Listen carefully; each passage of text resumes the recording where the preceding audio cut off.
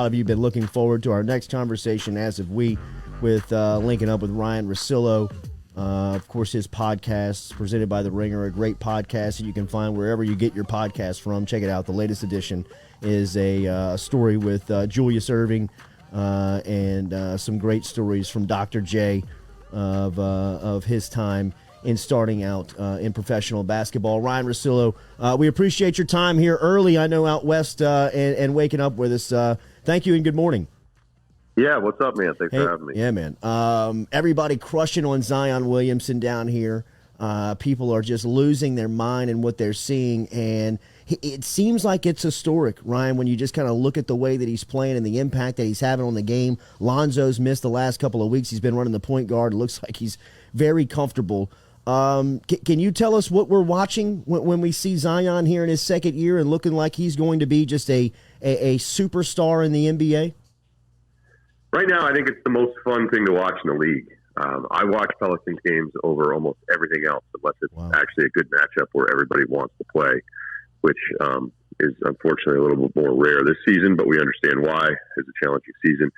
But, you know, the point Zion thing, I don't even think it's necessarily the last couple of weeks of the Lonzo thing. You started to see Stan let Zion do this in some of those closing moments of tight games in the fourth quarter. Yeah. And as you watched it, you were like, okay, he'd have a power forward trying to defend him 30 feet away from the hoop, and it was over. Right. And then they'd bring it double. He'd split that. He's got the quickest jump in the league. He's got the best second jump I maybe have ever seen.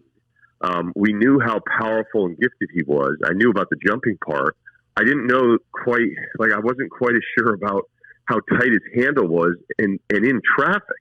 And he's doing this all without having any kind of outside shot that threatens you. Ben Simmons, who either he or Rudy Gobert are going to win Defensive Player of the Year, Ben Simmons couldn't do anything with him. Couldn't do a thing. Mm-hmm. It was over. I mean, they tried Thibault on him. They tried Mike Scott.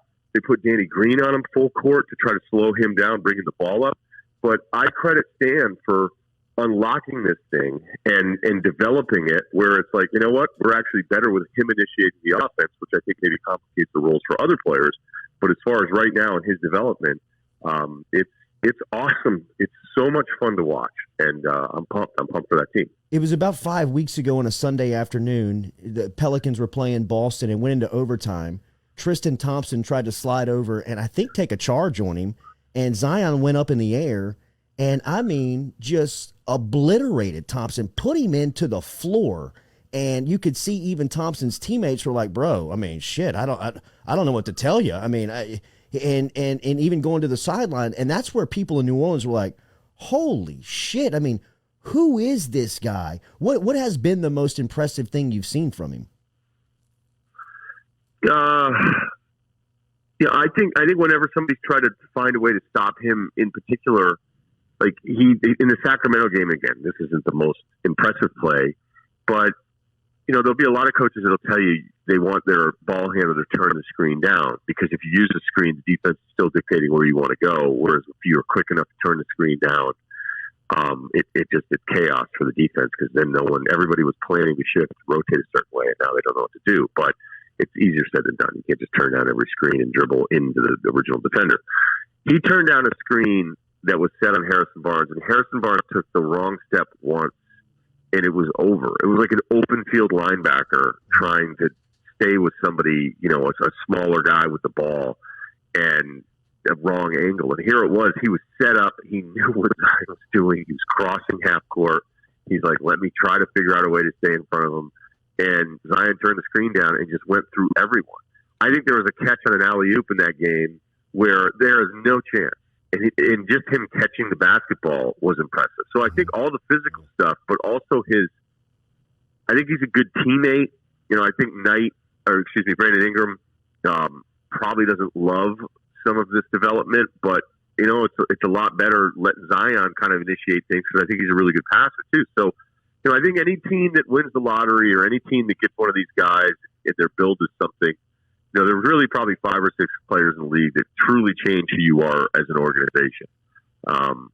And, you know, I don't know if Zion is going to be one of those guys, because then it comes down to winning, because if the Pelicans are struggling to even crack into the top 6 or 7, then, you know, year 4, people will start to say, wait, what happened to this guy? I thought he was awesome. Same thing that's happened to Giannis. same thing that'll happen to Doncic, you know? I mean, that's just sort of the way it works in the league. Is if your build is this thing, then eventually you have to start winning enough games to match that hype around you. But at the very early stages, you have someone that is so dominant physically that there's nothing. I haven't seen anyone come up with anything. So it's not one play, Jordy. It's just a continuation of teams trying different things, and none of it works. When you look at building around him, what are the challenges that Griff and the executive team have with the Pelicans in finding the right combination of guys to play alongside him? Because, I mean, when it comes down to it, he may be your best point guard. So what do you do? Do you like the combination of him and Ingram as being kind of the top two or the big two for the Pelicans? I hope Ingram likes it. Yeah. I don't. The sense I get is he didn't love it all the time, and that's just me watching because this was kind of his team, and he's putting up big numbers, and I think we'd all agree he's a pretty good player. Everything's worked out, you know, but the development of Zion is just going to take shots away from Ingram, and having Ingram initiate the ball less because Zion is probably not something Ingram wants to do, because I actually like Ingram on drives too. You know, Zion's defense at the beginning of the year was so bad that I didn't even know what he was doing. And I think he's improved that a little bit. I think the work ethic with him, I mean, you hope it's where it needs to be, but so far it hasn't really mattered. So I'm not like anti-Ingram from a basketball standpoint of being his teammate. I don't, you know, the idea that I can figure out, hey, here are the four perfect people to play with Zion, because in the beginning of Zion's story, I thought he'd probably be better as a center, just running and outrunning everybody in a small ball version of this, but then we realized the Pelicans' rim defense was so terrible last year. That's why they did the deal with Adams, even though there's nights where it looks good and other nights where it looks terrible with him. So, you know, I would think spacing the floor and trying to put as many shooters around Zion as possible would be the answer, but it's a little easier said than done, because you'd still need some sort of rim protection the nights that you would need it. So I like Ingram. I like who he's been since he's been with the Pelicans, but I sense there's hey, wait, so like now I'm number two. I'm the number two guy on this team. I think that's a hard thing for young players to accept. What have you made of the collection of talent in Brooklyn with Steve Nash coaching? You've yet to see them all on the floor together, but does this team feel like when they're all together that they are the favorite? You know, just with the Kyrie factor alone, I would never just assume anything and say, yeah, they're going to be awesome. I they're the best team. You know, I don't know. The media members really like sticking up for Kyrie, and I don't quite get it. You know, because I would ask a real simple question: is how many times can you just not show up to work and have people be cool with it? And we're on version 3 here with Kyrie. And yes, I know that it's I think great that there's more of an awareness now with everybody, you know, worrying about what other people are doing. But I know any other place I work, if I said, hey, you know, I'm just not feeling it today, there'd be a limit on how many times I could say that. Now, look, I'm not as good at anything I've ever done as Kyrie is at playing basketball. Kyrie is just special. You know, Rod Strickland, who's his godfather, took all sorts of heat for saying he's the most talented offensive player ever. And immediately you're just like, okay, what are you saying here? But there's something to what he said and his handle. Kyrie's the best small finisher at the rim I've ever seen in my life. His shot making is like, there's not really many guys that have lived in that neighborhood. But between that and Harden's playoff failures, and I like what the rest of the roster is, you know, all those other guys are propped up just by being out on the floor with those other 3 guys when they're actually out there. Hell, with just 2 of the 3 guys. Yeah. But they're the most talented. I think it's a huge assumption to just go, yeah, they'll be, you know, once the playoffs roll around, all those guys will be fine. All those guys will be fine. I mean, Kyrie, he's just a hard guy to predict. So I wouldn't want my money invested in somebody that at times I think looks at basketball as an inconvenience. Sticking with point guards around the league, your boy Chris Paul just won't let you die with the take, man. He's got the Suns rolling. How about that? Well, it was never a bad take. Yeah. It was always accurate. He was always better than most of the point guards, if not better than all of them. And, you know, I think in this era of hoops that we have, especially this year with a condensed schedule, you know, there's just a lot of challenges going on this year. So, you know, I'm cool with it, but it's also the easiest season I've ever seen to score. You know, 20 points is not hard to get right now. I mean, there are games that are over 6 minutes in, and with no one in the crowd, when you talk to teams, they'll go, yeah, you know, the guys are just kind of kind of check out a little bit earlier because they're just not rallied. There's no energy around it. I mean, we had a Saturday last weekend that may have been the single worst lineup in results of basketball I've seen in years. Wow. So I say all of that by pointing out there's a lot of guys that are scoring, and there's a lot of guys that are taking a disproportionate amount of shots beyond what we've seen before. So when I see Chris Paul at like 16 points a game, but completely changing who a franchise is with wins, not headlines, I mean, look, as soon as he shows up to your team has a chance. And as I said earlier, I don't think that list is beyond 10 players in the league, really. I'm talking like absolutely changing who you are. It might be 5 or 6 guys, and Paul is still one of those guys. And I really hope, I mean, he's not going to get MVP votes, although that thing's been all over the place this year because of time missed, but he better make All-NBA, at least one of those 3 teams. How much did you miss college football, and do you anticipate 100,000 in Tuscaloosa, and will you be one of them when LSU visits in November? Oh, yeah, I can't wait. I've already made arrangements, although I don't think the Alabama staff is in a huge hurry to give me any favors anymore, which is understandable.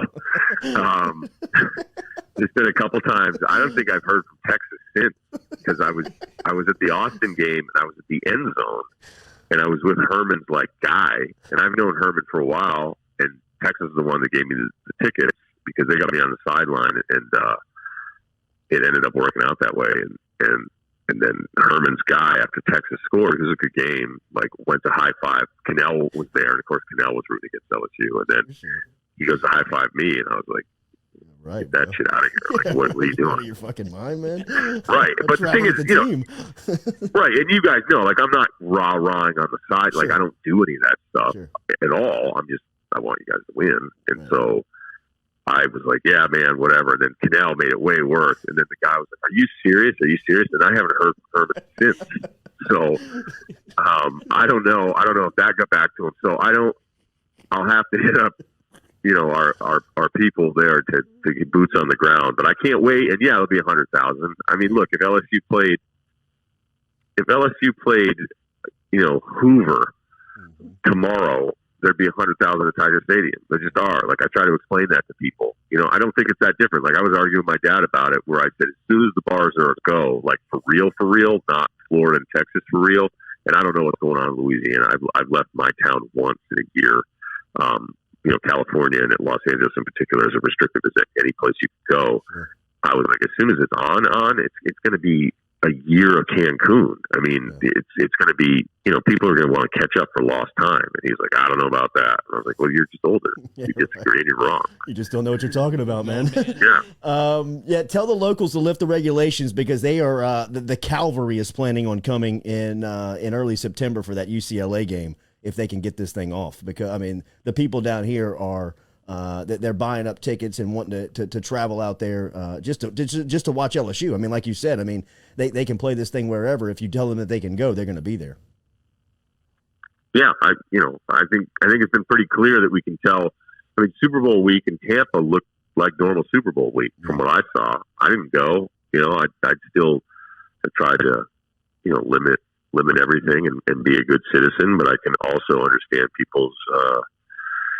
I can also understand some people being like, well, wait a minute. I mean, we're pretty simple. Well, hey, they're allowed to do it, so I'm going to do it. Then there you go. And I don't know.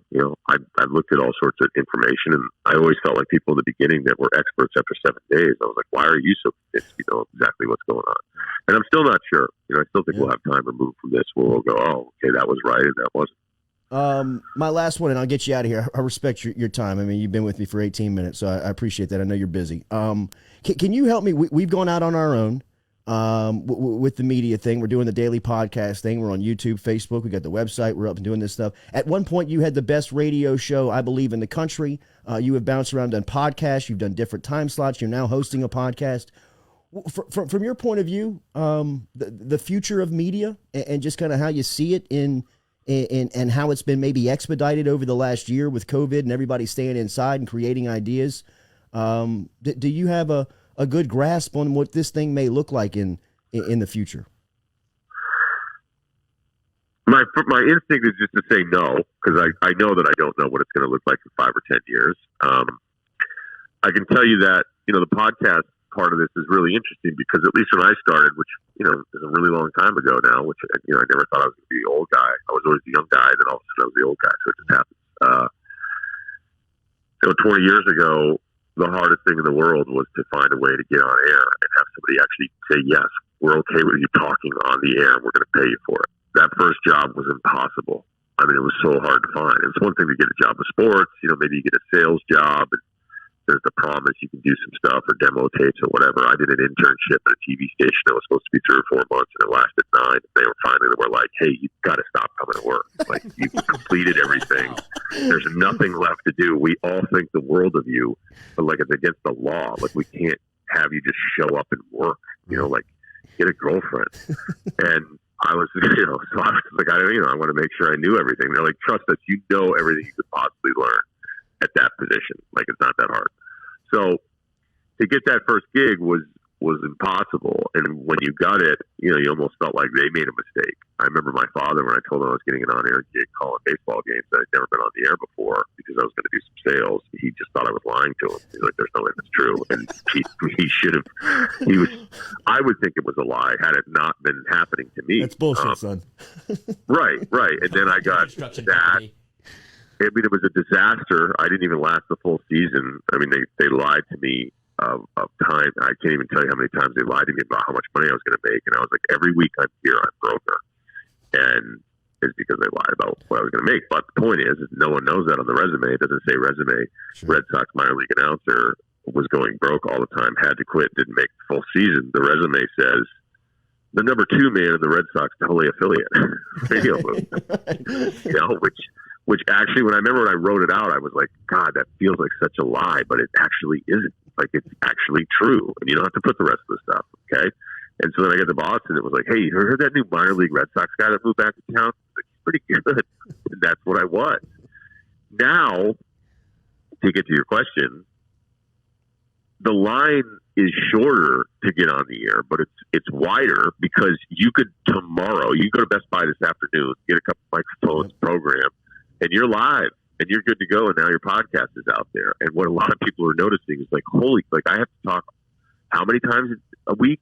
I have to segment out stuff. I have to prepare questions. I have to have a guest ready for tomorrow, the next one. And then you just keep doing it. Yeah, for years. Mm-hmm. So a lot of people that weren't trained in the radio part of it, like you are on air thinking this is going to be fun. And then they go, okay, it was supposed to be more fun and this is way hard. So I think there'll be some correction where there's going to be a lot of people that just go, oh, when I ask somebody who doesn't know me to come on the podcast, they look at me like I'm this loser because it's like, oh, you have a podcast too? You're like, well, I'd like to think that I was in on it pretty early with the radio show part of it. And, we're doing pretty well over here. So maybe you'd want to come on, So there could also be, because of the rush to podcasting, there may be down the road some pivot back where, I'll hear some people say, oh, I wish podcasts were more live and in the moment. Like, did you just invent radio again? Like, what are you talking about? Right. Like, we did that. So I think because the industry is so tough, there's something great about taking your own ownership on. And if you have the connections through radio like you did to maybe, keep advertisers around, like you could make a nice career out of it. But I don't think radio is dead by any means. And I actually think there'll be some kind of desire in the future. And I don't know if it'll be radio or some different version of radio, will be a demand of wanting people to have a live audience again. I do think that that'll happen. But right now, it doesn't feel like it's anytime soon. Great to catch up with you, man. Thank you for the insight. The podcast is awesome. We'll talk again soon. All right. Thanks, guys. All right, man. See you.